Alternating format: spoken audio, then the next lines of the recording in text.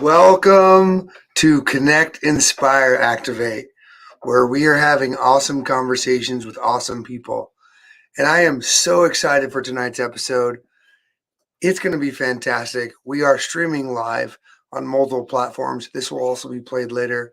But let's stop talking about me. Let's talk about our special guest. I am very excited to introduce a very dear friend of mine. We've known each other for about 3 years or so, and she's a friend. She's been a coworker, but she's more like a sister to me. And she has taught me so many things. And I'm bringing her on today, one, because she's awesome. Two, to celebrate her culture and her history, as it is Black History Month. I want to celebrate that and celebrate the things, the life she's had and the history that she's had, and talk about some of those things. So I'm super pumped for everyone that's here. If you're here, let us know. And I am going to introduce the wonderful, as I find the right button, Ashlee Floyd. How's it going, Ashlee? You're on mute. That's like that silent applause. And the crowd goes wild. Hey, Matt, what's going on? Not much, Ashlee. How are you? I am wonderful. I'm really happy to be here because my mom, I think, asked me this morning. It's like, oh, when I didn't know you were doing this. I said, me neither. It happened today. This is great. I love it. Well, I had wanted to have on for a while, and someone gave me an idea. So this morning, how this happened was I read a story which you may be familiar with, and it was a story that my friend posted, and it was about what would the world be like if there wasn't a Black man or a Black woman in the world. And the story, it seemed like it was an older one, and it went down telling this mother decided to show their child, and they actually removed all of the things in their daily life that were invented by Black people. It was incredible. Sounds like you haven't heard that story. No, I haven't, but I do know there's like, I've seen articles of like all the inventions that came from Black people. So I can imagine what that kid was like. Oh God, what happened? Well, everything kept disappearing. His refrigerator, his dustpan, his car, his all these different things. And so that's what inspired me to reach out to you. We'd already talked on the show eventually. I was like, all right, let's see if she'll do it today. Let's kick off the month right. So we're here. Obviously, Ashlee, you are an amazing, strong friend of mine, and you are an engineer, you're an inventor, a speaker, an artist, a chef, but you're also a Black woman. And growing up where I grew up personally, I didn't have a lot of exposure to that, not because of like or dislike, because it just wasn't the thing where I'm from on the other side of the coast. And for me, people kind of taught me like, well, it's like, don't see color, because like you shouldn't be seeing color. But I disagree. We've had these conversations. I want to see your color and I want to see your culture, because to me, it's not color of your skin. It's the culture of who you are and where you came from. And I know, and we've had lots of conversations about that. So that's why I'm personally excited to have you here and celebrate. We do have a couple folks before we get into things. Kevin Burnett, he's an Ashlee Floyd fan. So what's up, Kevin? Hey, Kevin. Pretty awesome. Barbara Floyd, probably related. Yes, hey, Mom. There you go. Frank Butcher, yeah, Ashlee's giving some love. Hey, Frank. What's going on, Frank? Hey, good to see you, Peter. Thanks, Peter, and happy to have Ash here. So if you guys are there, jump in, comment, let us know you're there. Send Ashlee some love because she's freaking awesome. Couple more. Mama, I didn't know your name, Barbara. I just know you as Ashlee's mom. I always see you on camera and FaceTime, but to me, you're Ashlee's mom, not Barbara. So, a couple other friends. That's my best friend. Got Chelsea there. Yeah. And Joseph Gonzalez, good evening. Thanks for joining, guys. So, hey, and Gail. So, Ashlee, do you remember when we met? How do we meet? Well, we actually were on rotation together at Naval X, which was it's a agility cell that lives within the Department of the Navy. But I can't remember exactly how it met, because when I came there first week, Frank's on the line. He was like one of the only ones there. You were off doing something somewhere. Yeah, I think that was the week Lauren and I were out somewhere. So I don't know, but I remember you coming in and like, there's nobody here. Right, right. Yo, the welcome committee was missing, and then they were there the next week though. So that's when I met you. So that was like 3 years ago, and we've had a lot of experiences. I've learned a lot from you that I'm going to go into, but to keep with the theme, and I didn't know this comment was still on. Sorry, Joseph, you're getting all the attention. Um, to keep with the theme of our conversation, there was a moment where our relationship changed for me, and it was something that triggered me in a different way to have better. I don't know if empathy is the right word or sympathy, because I always get those confused, but to better understand you.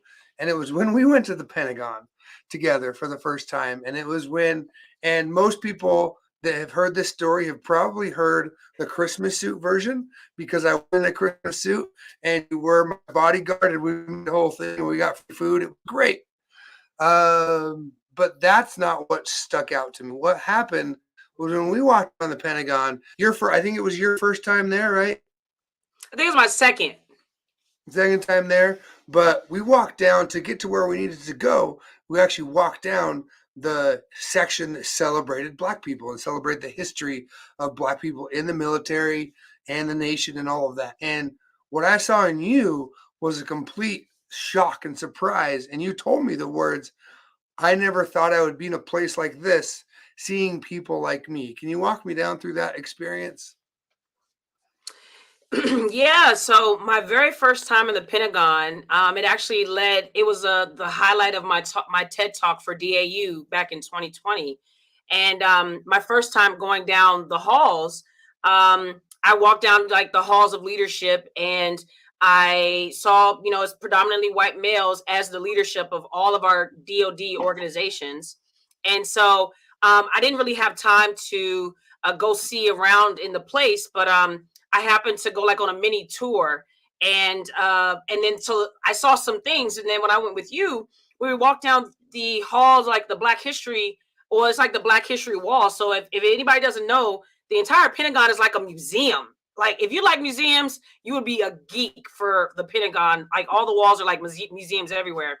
And I walked down this hall, like really highlighting all of the things with Black history in the Department of Defense. And I was like shocked, because I'm just like, I had no idea, first of all, that it was a museum. And second of all, they go through all the different wars like that. I saw those, but when they had just like a wall for women, a wall for Black history, a wall for Hispanic heritage, it was like all these walls. I was like, I cannot believe this is in here. Because if you think about, the culture for many, many years and what you saw in some of those halls, it was just great to have that there. And it's like, man, that's got to be a stop on every tour. It was so great. And you were dragging me out because we had to go, but I was like, man, I want to stay and read everything. It was so great. Man, but yeah, it was great. I really, that situation meant a lot to me, because I saw what I kind of ignored. Not ignored. I saw that area and I saw that hallway all the time as I went there, but something I didn't fully appreciate that was different for you. And you really taught me a lot in that moment. We got some other folks here. You got so many fans and family and friends and all these people. So, of course, Barbara, she's giving us all stuff. She's already had her screen time. But Patricia's saying hi. That's my auntie. Hey from Joseph, what's up? Hey from Miami. Maria, Ashley, yeah. Oh, my work mom. That's awesome. And then there's actually a friend from where I came from Utah. Utah is pretty monochromatic. We were raised to love everybody, definitely. What's up? Let's go. Peter, what's up?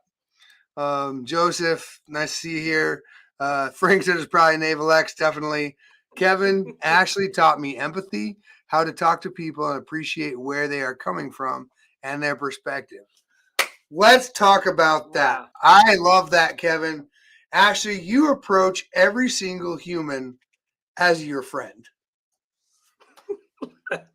My mom always tells me there's not a person that I meet and it doesn't become my friend by like even a 5 minute conversation or an hour conversation. They're my best friend. They feel like it by the time they leave.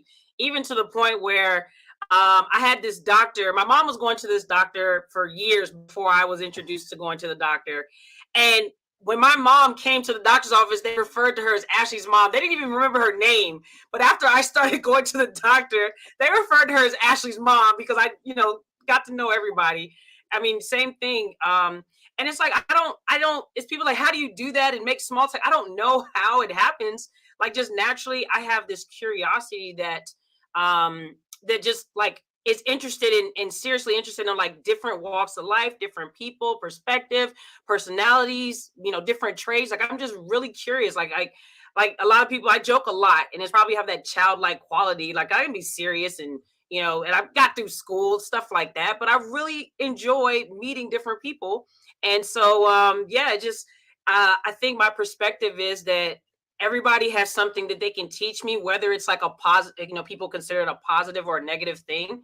But I have learned so much from strangers and then I've never even seen again the next day or ever in life.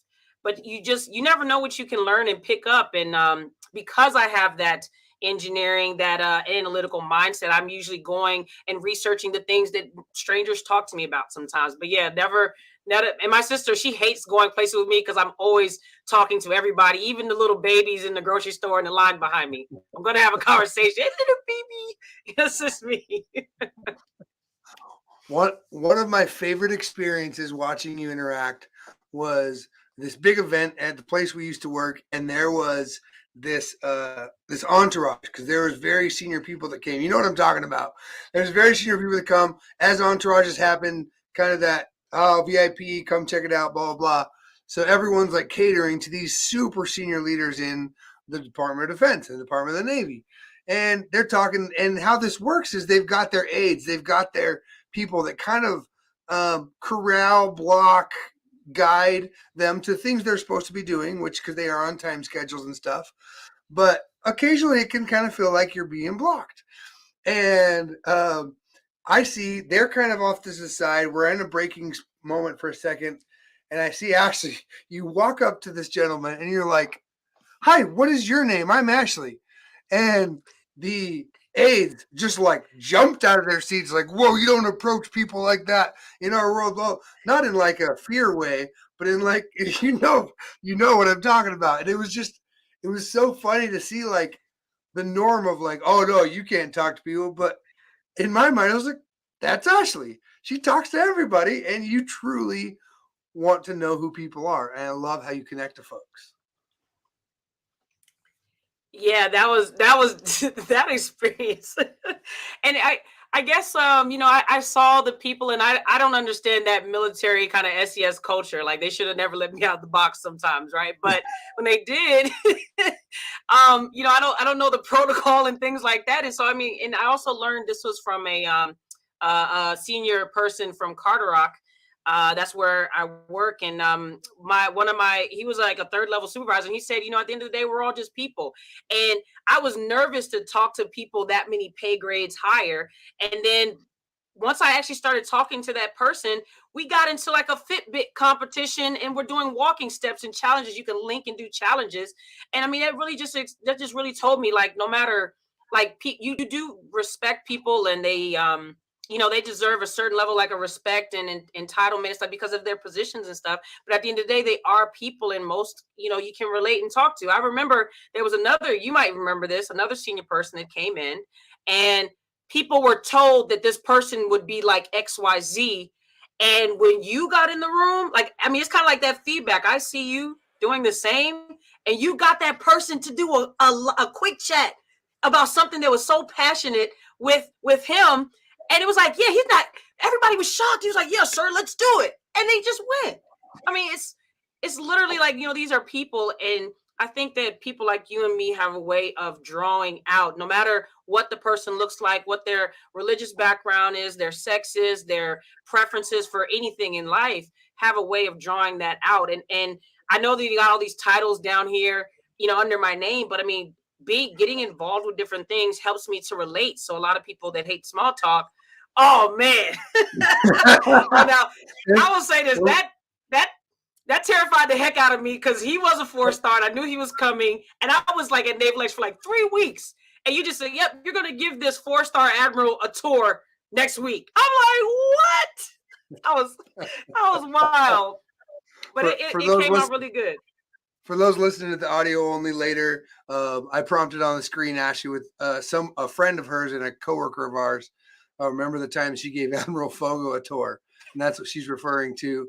And you crushed it, because I think eventually, not to name any names of our amazing coworkers, but I think you became the person we gave tours to because you were just so good at it and you loved it. And I think we started calling you the cruise director.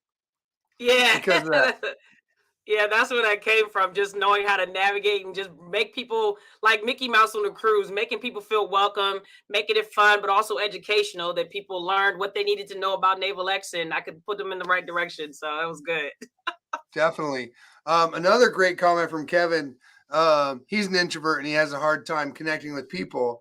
The way Ashlee communicates with people is a model and inspiring. So, look, you made an impact. Look, your day's successful. In case you didn't know, what you do matters. Some other folks, thanks for joining. We got some more love. Chelsea, Barbara, your mom's on here giving all kinds of love. Looks like you got some family. Oh, yeah. She's a star student. Oh, that's my grandma. Jackie over here. That's your grandma. Oh, I've met your grandma. She's awesome. If it's the same one. Oh, another grandma, actually. Oh, okay. Here's a good one from Peter. The in-group, out-group dynamics passes all race and economic strata. If you could make everyone understand one thing to bring more togetherness, what would it be? Oh, man, this is actually a great conversation, a great question. So I participate weekly in a diversity, equity, and inclusion call that my second level supervisor, well, he's my supervisor now, started after the incidents of George Floyd in 2020. And one of the things, so we have different topics. We've talked about when the Asian, when there was Asian hate going on and they were getting a lot of crimes that happen, when there's been shooting at the different schools. One thing we talked about, I believe today, there was a bomb threats that went on at HBCUs around the nation, 12 to 13 schools. I think one was not an HBCU. Like we talked about our feelings, and it's a safe place. We brought in people who were, like Blue Lives Matter, coming into the conversations and making it a safe place to talk. So, I mean, there was all these things that we've talked about in these calls, and it's been going on every Tuesday almost the last 2 years. But today's topic was very special and dear to my heart. I'm not going to say the topic because I don't want to bring that out in awareness just yet. But the one thing we talked about for a change, I had a very different opinion than some of the people in the group, and about decisions that were being made about a certain topic. And one of the things that they made me, so usually, I'm kind of like the majority thinking of the group. We're all in the diversity, equity, inclusion area. But this time I was a little bit of an outsider. And how I've treated other people in these conversations, and just coming with an open mind, an open heart, and then with open eyes and ears to listen to people. Because usually when someone has a very unique perspective of yours, it may not because they have hate or they're an extremist from one end to the other, but sometimes just because they're not knowledgeable or they have not found a safe place to express themselves as well. And so I think through the relationships we've built with these calls the last year and a half, this was my turn to kind of be an outsider. And that's, I'm an outsider sometimes, but even for this, I'm going to touch on one more topic, but in that call, they have done the same thing that we've been doing. They had different positions than mine. They had different perspectives and different choices than mine, but they did not make me feel like I should be attacked because of my choice, attacked because of my decision. And this goes for race. Goes for mindsets and types of thinking, working styles.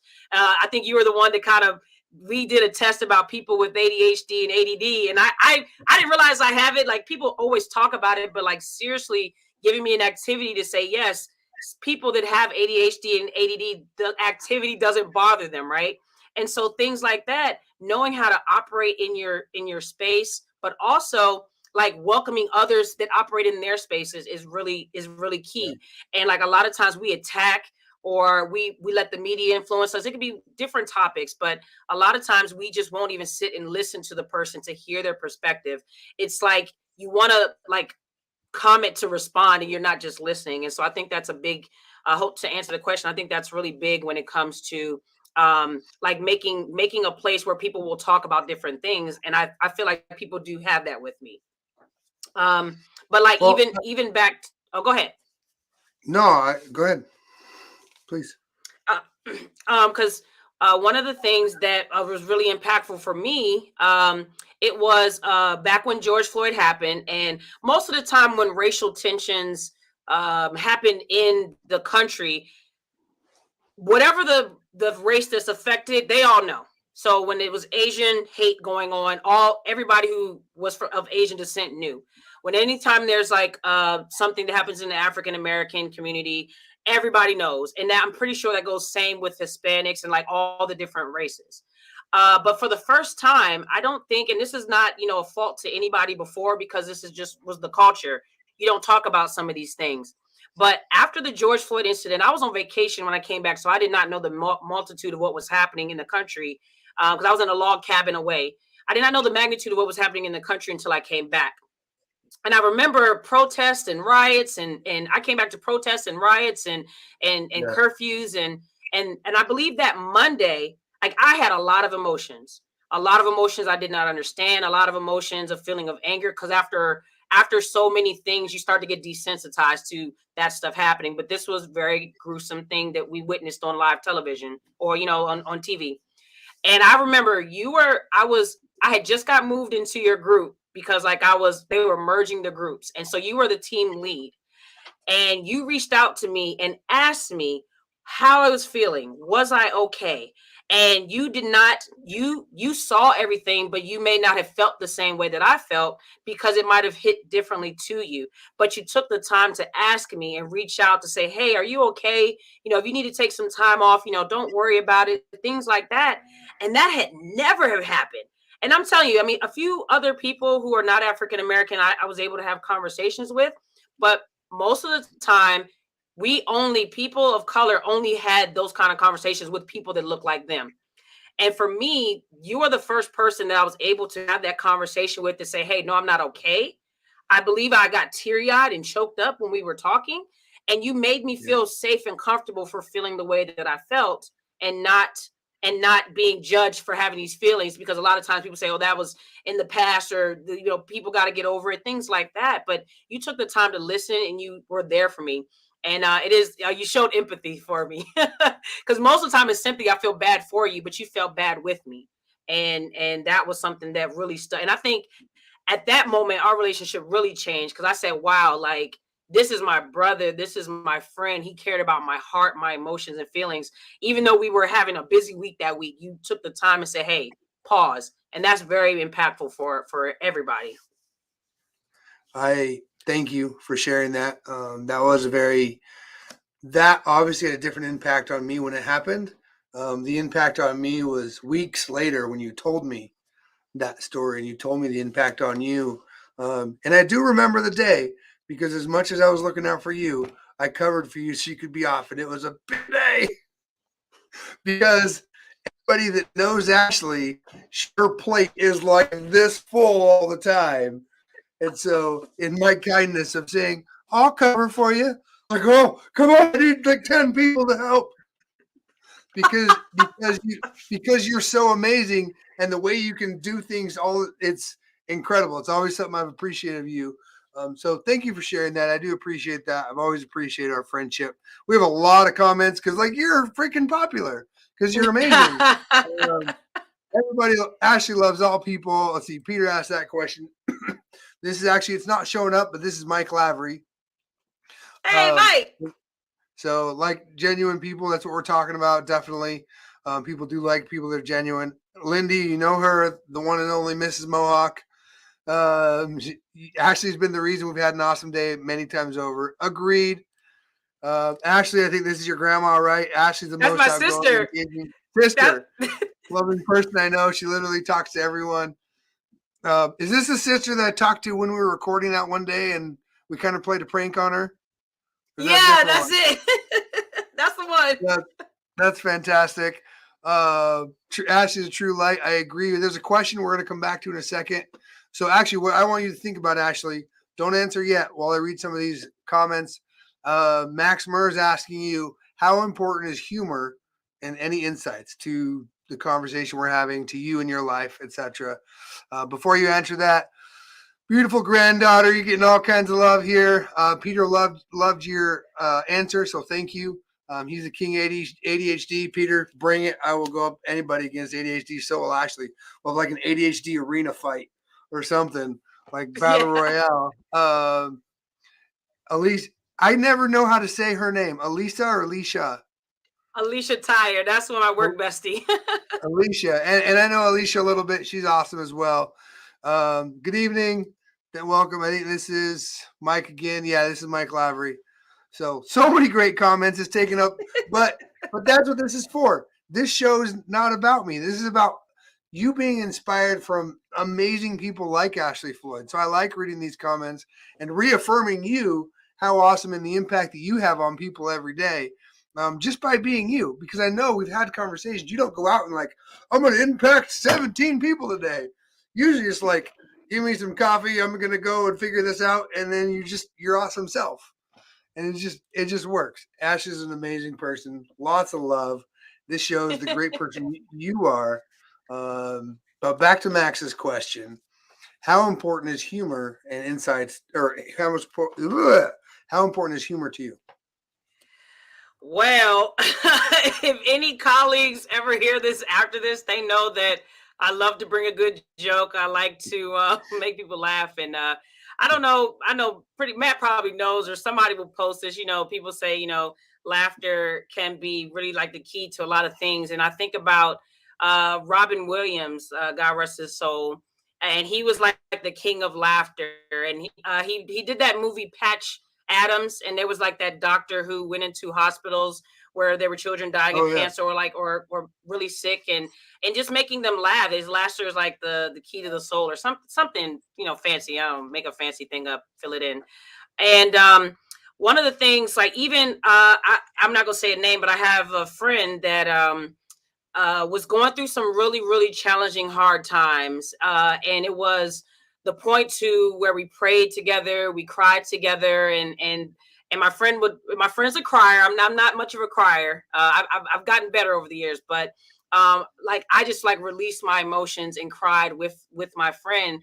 And then at the end, I always have to bring like a kind of joke and tie whatever the negative situation is to be like a learning, or an opportunity to bring some light, because it, like, smiles, humor, and laughter can be uplifting, and there's a weight that's lifted off of someone's shoulders, especially when they're having a hard time. And you have to know the right timing. You can't just make a joke if someone just says, hey, such and such, my dog passed away or something. You can't make it in that instance. However, like, there are ways that you can like lighten up a situation, or that you can relieve the stress and heaviness off of somebody by incorporating some humor into it. And so, there's definitely a time and a place for everything, and every time is not called for humor. But a lot of times that it can, and this is one thing that is probably a misconception about me, because I joke a lot, because I can laugh a lot, and I do it a lot when it comes to work. Matt, you do it too. When we work, we make jokes, we laugh, and sometimes it's a nervous thing where we said something wrong and we're laughing to get through the nervousness. And sometimes it's appropriate humor where we wanted to bring, joy into the room. But a lot of times when if you can make someone laugh, or you can bring some humor to it, that starts an instant connection. Because I don't know one human soul that doesn't enjoy to smile, to feel good, to feel light. And so that is one common thing that is probably like human nature, like that joy for life and that happiness, and humor can bring that for sure. There are so many moments I can recall that you have used humor in our work relationship, in our friendship. And one that stands out is that in the thick of COVID, in the thick of Zoom and Teams and all the media formats being forced on us, all the virtual meetings, we're all exhausted a few months into the lockdown. And every single time, a couple people come on, hey, go back on mute, hey, turn their video back on.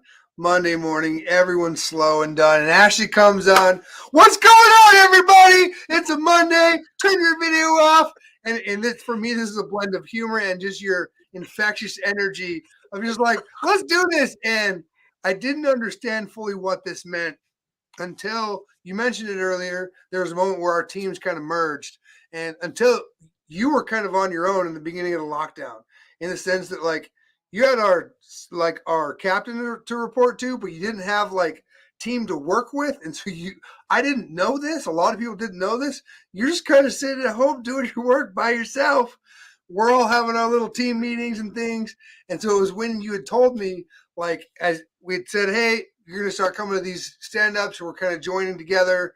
You're still doing what you're doing just to help give you some people and stuff to support you. And you came to that first one. You're like, I'm so excited to see people. I miss people so much.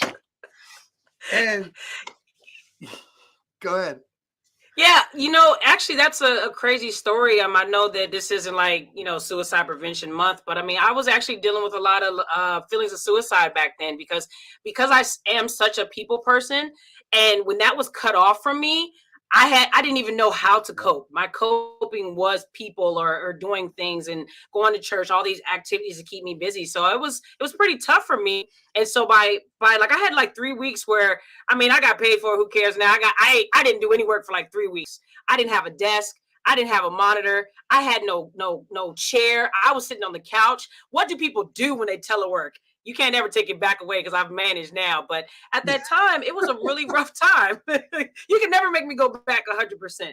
However, there were some different things, and I want to bring up one comment too. But there are some things that I went through that when I got back to people, even virtually, I was happy. I'm an extrovert by trade. I love people. I recharge with people.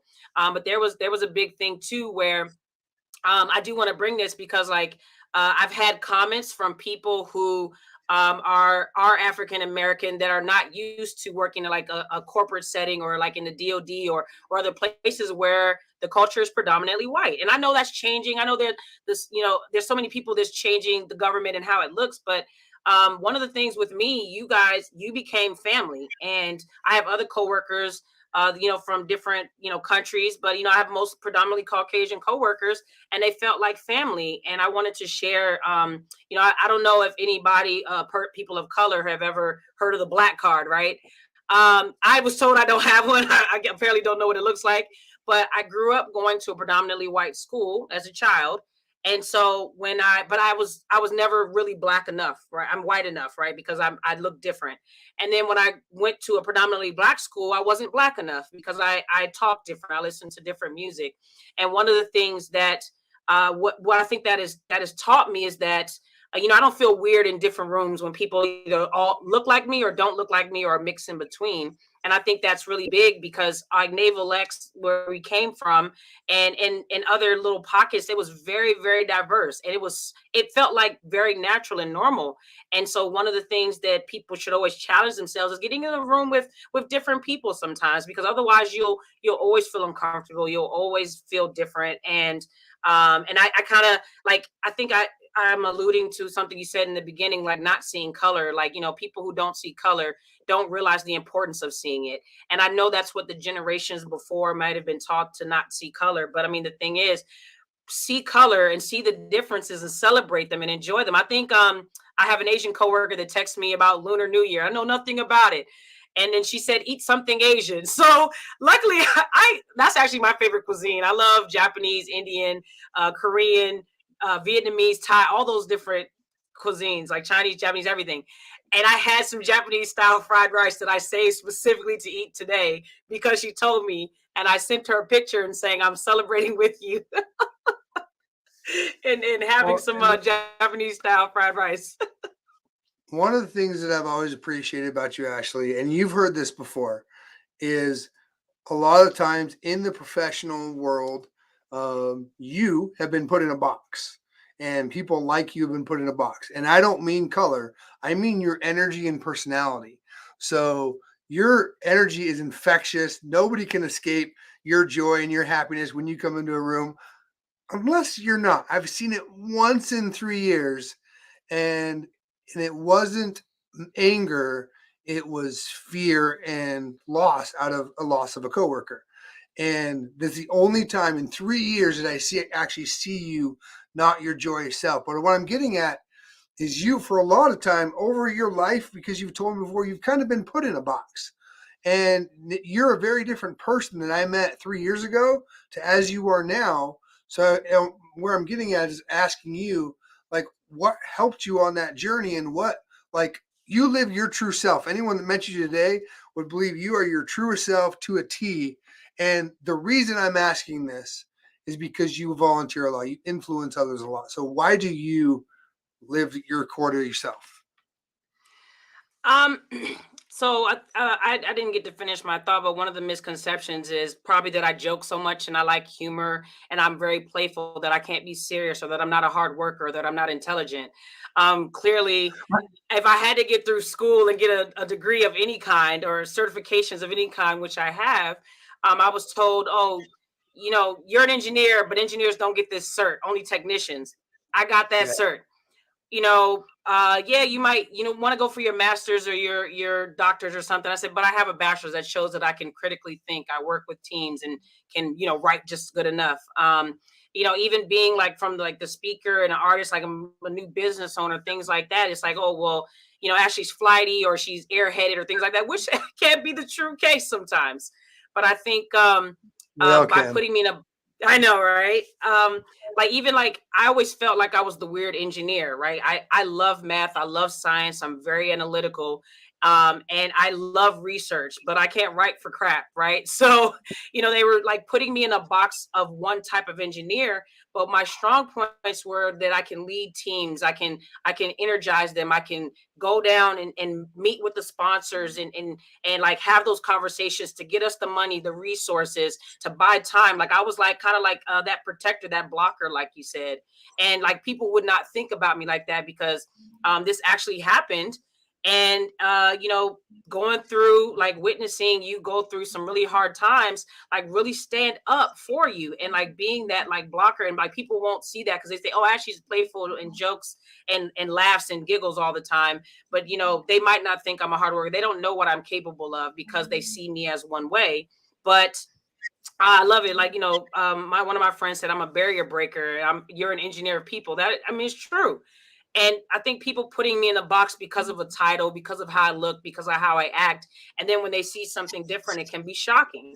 And one of the things I think I started to lose that along the way in my career and trying to make myself fit in a box if I was going to, get promoted or go far and things like that. But when I came to Nebulax, I mean, look, I know this is your podcast. I get it. But let me tell you, you inspired me. You connected with me and you inspired me to be my true self. You showed me that it was okay. I mean, guys, in the beginning, Matt talked about his Christmas suit. But do you guys know it was like bright green with Christmas trees? So like in the Pentagon is suit and tie, no tennis shoes. He goes in with a green suit and tie with gold light up tennis shoes. There's a difference than just regular tennis shoes. He went in with gold light up shoes down the hallways. And I promise you, that moment I said, oh my goodness, this is something different I've never seen. Like, how is this guy still working for the government, former military, walking down the halls of the Pentagon like that? That's like unheard of. And then I saw you have admirals put on T-Rex suits. Former Secretary Gertz put on a colorful Mohawk. Like I saw things that I have never witnessed, all because you were yourself. And you actually recharged me to know that being different was okay. No matter how I look, no matter what my background is, no matter what titles I have or don't have, that I'm okay with being me and it's unique and needed and necessary. Like the gentleman that asked earlier, I have a unique way of seeing situations, bringing empathy to where it's needed, but also bringing humor and showing there's light at the end of the tunnel. And like people like what you did for me to inspire me, really just brought me back to life in a sense. And now, yeah, it's like I said, I'm not ever going to put myself back in a box for that. Well, you will receive my check in the mail or my Venmo for those comments. So thank you. Um, I appreciate that. Thank you. So again, it's a lot of conversations here. I did laugh when I asked you a question earlier. In true Ashlee form, you said, "Wait, you didn't let me finish my other thought." That is just you. You were just Ashlee. You're just unapologetically yourself, and it's incredible. So your comments are really impacting a lot of people out there. So keep it up. You didn't feel bad for me. You felt bad with me. That impacted me too when you shared that earlier. So thank you for being vulnerable and sharing those parts of that. Alicia agreed. He likes that you can't get thrown back into the office. I think he's there with you. Clarine. So Ashlee, this is Clarine Mitchell. Obviously, you can't see her. This is who shared that story I talked to earlier on the show about what if you removed all the things that were created by Black people. And so she's the one that actually inspired me this morning to text you and be like, "Hey, let's go live today." So Clarine, thank you for sharing what you shared, because then that inspired me to reach out to a friend who I was already trying to get on the show, but then I knew you were going to turn me down for Blasphemy, so I was like, "Yeah, let's do it." So Clarine is the one that inspired our conversation today. She also says we have to break out of the boxes that people put us in. It's a never-ending process for Black women. Bravo to Ashlee Floyd. So one thing I want to pivot a little bit on, Ashlee, is one thing I kind of teased to, but you've spent a lot of your time helping others and working with kids. And where does that come from? What drives you to influence the future generations the way that you do? Well, part of it, I don't know if this was like social conditioning from my grandparents or something, because well, my grandparents actually had a daycare for 30 years, so I was always like around children. Maybe that's why I never grew up and my body did, who knows. But um one of the things about okay, like even though that I want to move away from some of the technical engineering work that I do, I really want to help out the workforce, and I do want to do STEM outreach and things to the children, because I know growing up, representation does matter. And I know you've heard that, representation matters, representation matters. Like people need to see people in the military that have Mohawks, right? Like to know that it is okay to have something that's unique to themselves. I don't know, like maybe we got to get that signed off by SecNav or something, who knows. Um, but it's really important for me to show children part of like the technology side, because like I find I got exposed to it from my uncle, but if I didn't have that, or if I didn't live next to a Navy installation, oh, my first said my kids love her more than me. um, I really, I really do have a passion and joy for relating to children. And a lot of times, even as a scientist or an engineer, a technical person in general, not knowing how to talk to children, how are you going to get them into your field if you can't communicate it to them at a young age what their options are? And one of the things, one of the things that I think that is really important for that next generation is just really understanding what different opportunities they have. A lot of times you see doctors, lawyers, firefighters, and superheroes on TV. You may not see people like me on TV, amazing chefs or speakers or inventors and things like those aren't as highlighted for children, I think, enough. And so I love talking to children. I love inspiring. I love asking the questions, because most adults cannot communicate what they do or why they love it or how they got into it in a way that a child can understand. And so, like, being someone who my daughter's watching with right now with hearts.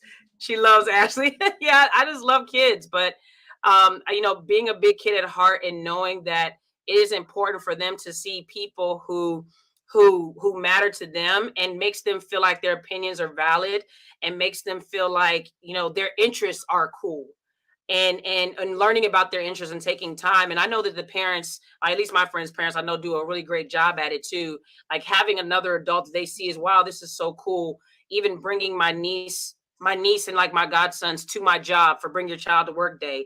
And I don't have children, but I took them, and now they saw science and they saw labs and they saw experiments in a different way that they might not have seen. So I have that opportunity. And I think it's like that one person to say, I don't do it because I have to, I do it because I get to.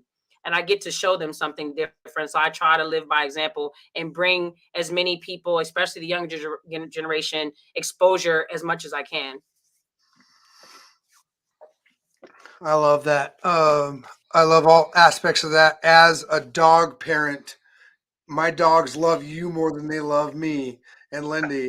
And you've watched our dogs for us when we've gone out of town. And I swear they are crying when they come back to us because they love Ashlee so much.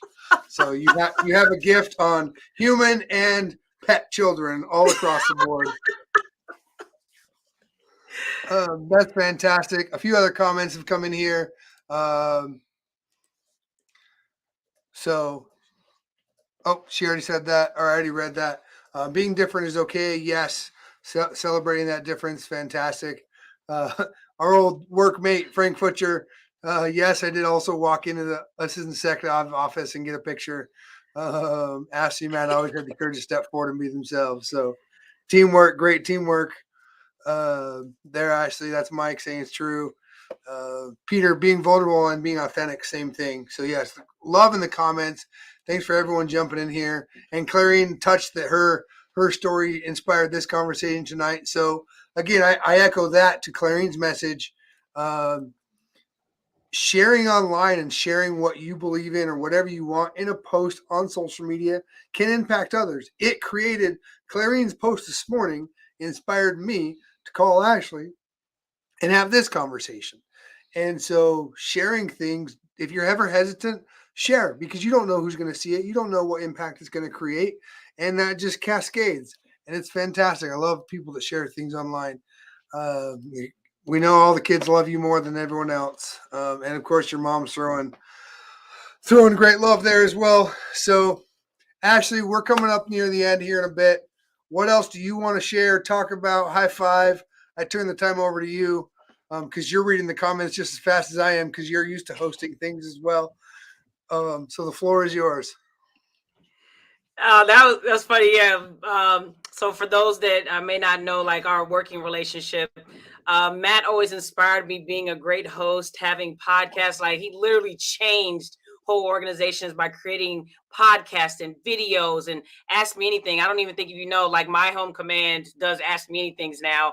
And Alicia is one of the hosts of our Ask Me Anythings.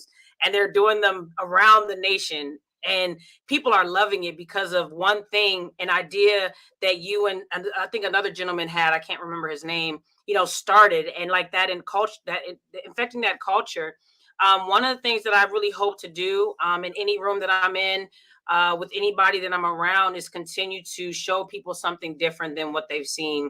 And like a lot of times, even when if I'm in a room with all of my Black friends or all of my white friends or Hispanic or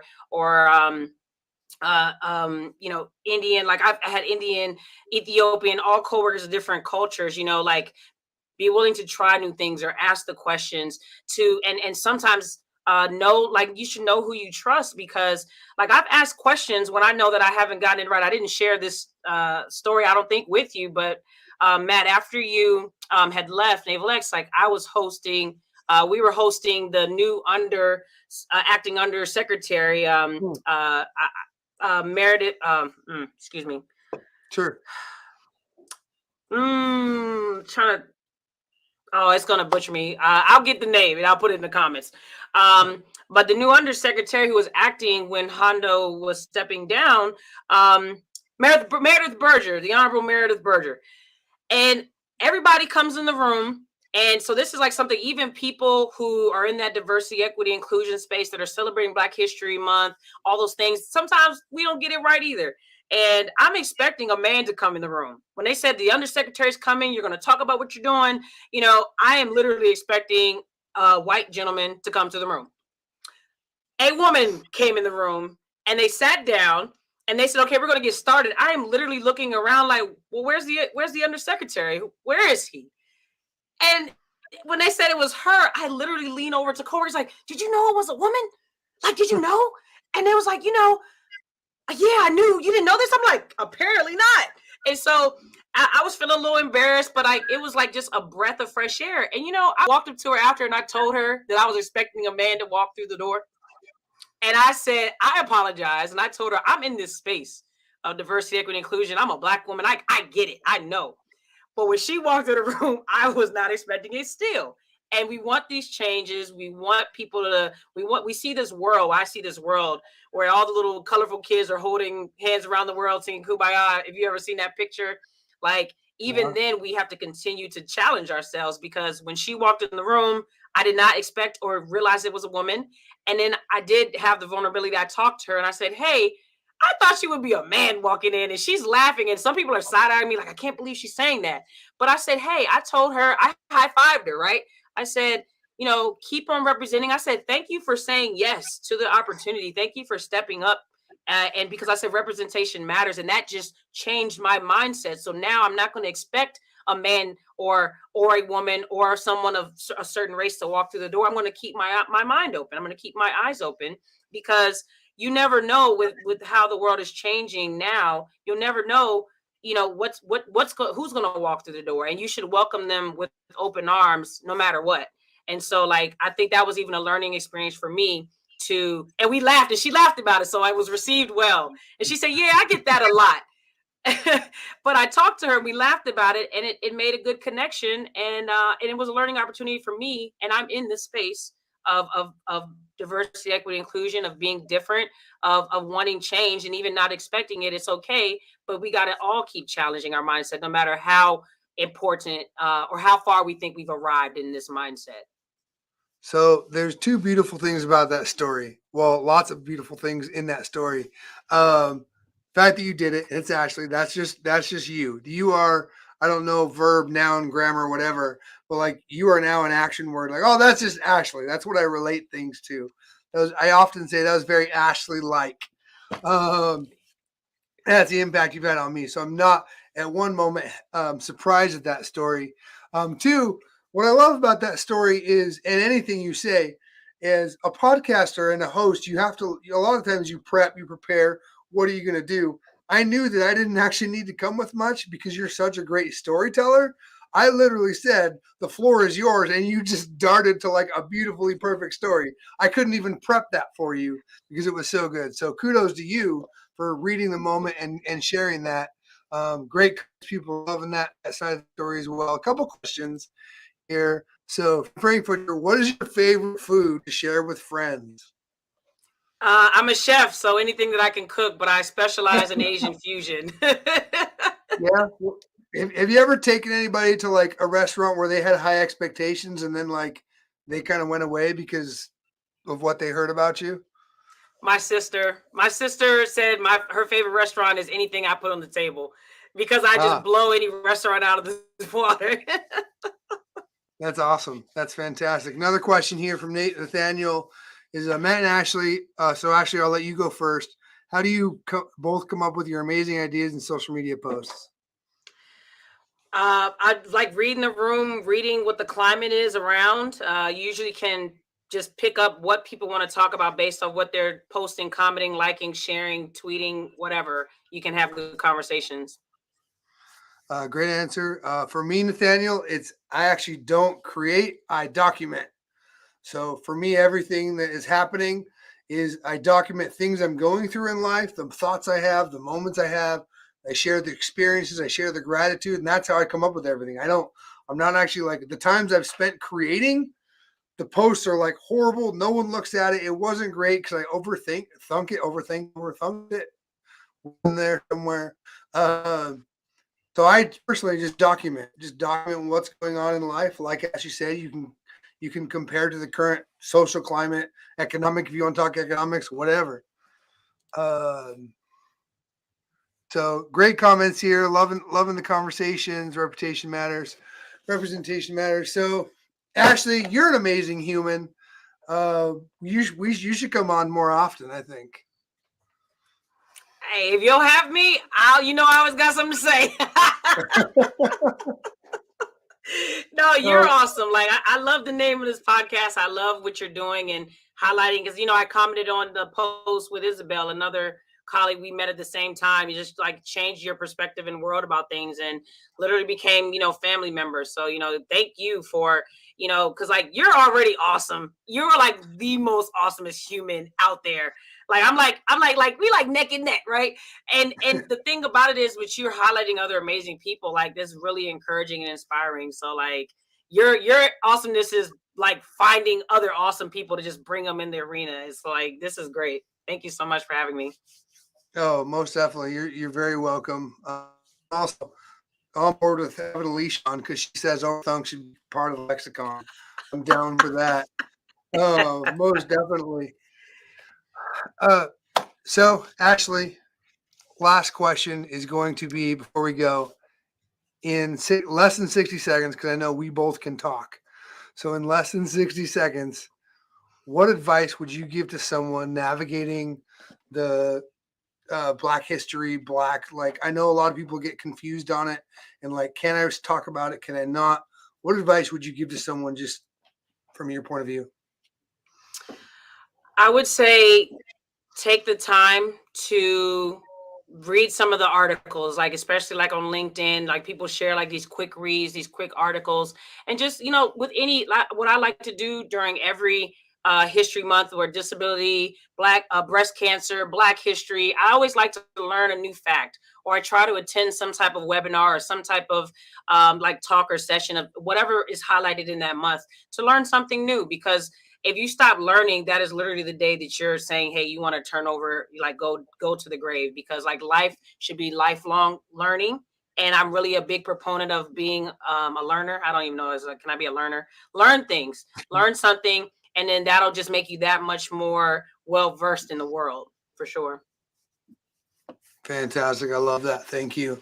So, Ashlee, thanks for coming on. Really loved having you. You have such a popular fan base. You're like everyone's here. Your mom, your grandma, your cousin, your coworkers. Everybody's here to hear about Ashlee, and that's the purpose of this podcast. There's going to be times where we're going to have like conversations with people that are learning some things, and where we can like take this and apply it. This time was all about inspire. It was all about being inspired by my incredible friend Ashlee and the life you've created for yourself and live yourself proudly. So thank you for coming on. Don't hang up, Ashlee. But here's your chance for last words. Any last words? I love you, fans. Love fans. No, I'm just kidding. Love you, family and friends. Fantastic. Ashlee, don't hang up. Everyone else, thank you for tuning in tonight to connect, inspire, and activate. Whether you're watching this live, whether you've listened to this later on the recorded platforms, please subscribe, throw a comment, let us know how we're doing, let us know what you want to hear, let me know who you want to hear from, maybe who inspires you. But most importantly, get out, be awesome, and be the reason someone else has an awesome